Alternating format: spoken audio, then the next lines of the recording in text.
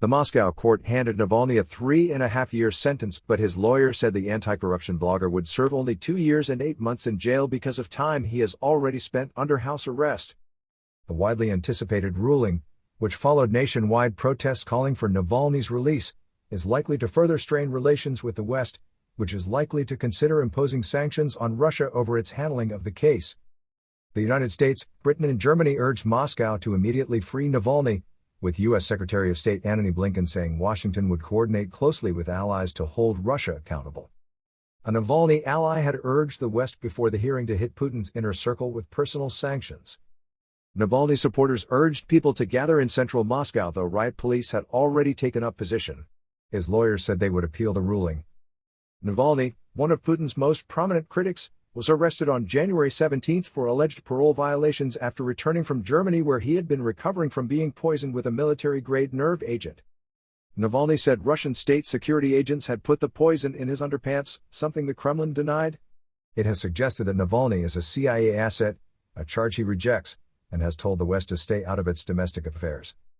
After his arrest, Navalny released a YouTube video making allegations about Putin's wealth that was viewed over 100 million times.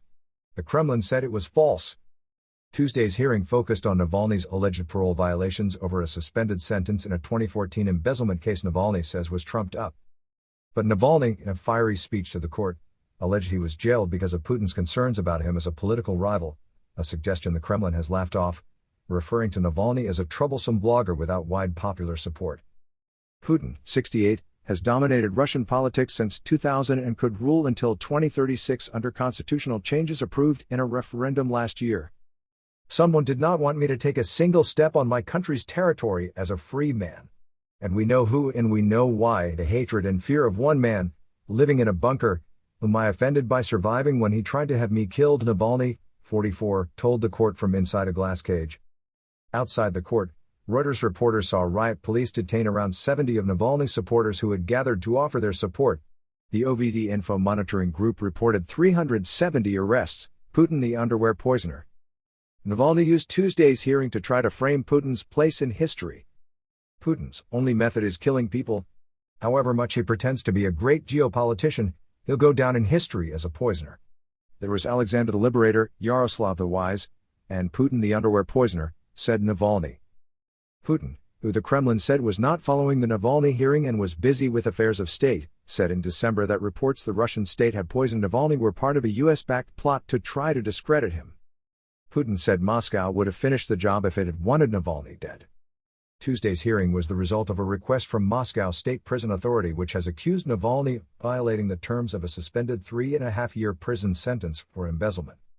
Navalny said the conviction, which was criticized by the European Court of Human Rights at the time, was politically motivated. A prison service representative told the court that Navalny had violated public order many times since being handed the suspended sentence and had systematically failed to report in.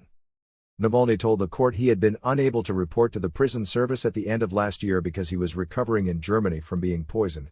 The prison service said its complaints predated his poisoning and that Navalny had in any case been well enough to meet journalists after being discharged from a Berlin hospital in September. Navalny, already serving a 30-day detention sentence in connection with the same case, told the court, "On what grounds are you saying you didn't know where I was? You're misleading the court." Supporters have staged 2 straight weekends of nationwide protests demanding he be freed, despite a massive show of police force, the threat of arrest, bitter cold, and the pandemic. While the trigger for those protests was Navalny's arrest, some protesters say they have also taken to the streets to vent their frustration over declining living standards,